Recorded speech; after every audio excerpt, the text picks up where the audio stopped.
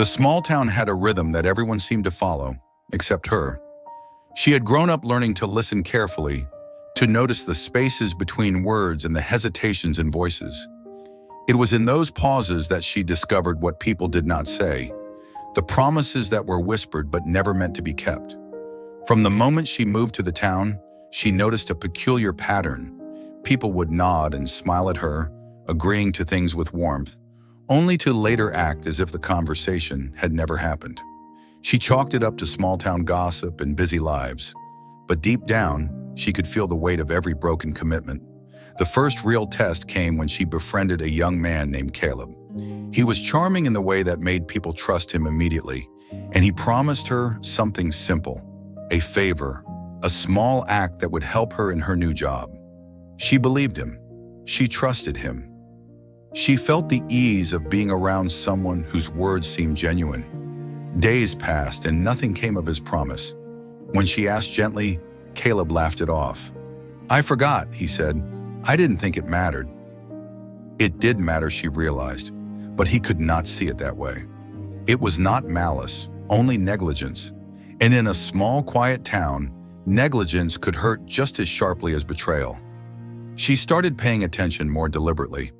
Every time someone spoke lightly about a commitment, she noted the subtle signs. A fleeting glance away, a quick change in tone, a soft smile that didn't reach the eyes. She found that whispered promises were often the heaviest of all, carrying expectation, but little follow-through.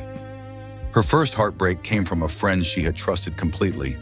Marissa had promised to help her with a community project, something they had worked on together for weeks. On the day of the event, Marissa was nowhere to be found, claiming she was caught up in something important. The disappointment settled deep inside her, heavier than she expected. That evening, she reflected on what had happened. It wasn't just Marissa, it was the pattern, the whispers, the nods, the empty affirmations that everyone seemed to offer casually. She wondered if she had been naive, too quick to believe the comfort of polite words. She decided to test the waters carefully after that. Every time someone promised her help, she would observe their actions before trusting. It was exhausting at first, but necessary. She realized that she had been living under the illusion that promises were always meaningful, that words were the measure of intention. In this town, they were not.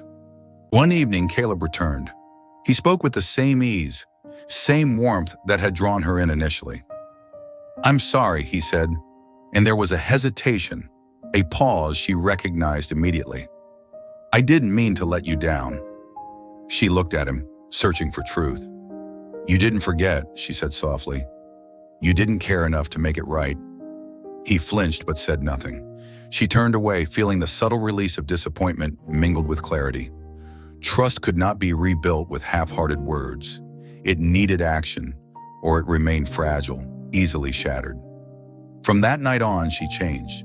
She kept friends close, but she watched their words with a discerning eye. She began to understand the economy of promises, the balance between intention, action, and accountability. The town's rhythm was still there, but she moved with a careful cadence, learning to measure the weight of whispered promises against what could actually be counted on. By the end of the first year, she had learned to navigate relationships more cautiously, not cynically but intentionally. Every agreement was a test of reality, every nod a potential measurement of sincerity. She became known as perceptive, as someone whose intuition could sense truth behind polite words. And yet she missed the ease of unquestioned trust. It had a sweetness that she now understood only in memory, the carefree belief that people's words were binding. That sweetness came at a price, and she had paid it in moments of quiet disillusionment. Years later, she faced a choice that would test everything she had learned. A colleague, new to the town, spoke with a gentle assurance. He promised collaboration on a significant project, something that could change her career path entirely. The familiarity of warm words almost deceived her, almost drew her into old patterns. But she remembered Caleb, Marissa, and all the small whispers that had left marks on her life. Listened carefully, watching gestures and attention. She noticed the slight tremor when he mentioned the deadline. The fleeting glance toward the exit, the way his hands fidgeted when he spoke of accountability. She decided to act differently. She accepted his promise, but she set boundaries, clear markers of follow-through. She recorded meetings, clarified deadlines in writing, and requested updates. The words alone were no longer enough. She required proof, tangible steps that reinforced intention. The colleague named Thomas responded well. He respected her approach and met every commitment.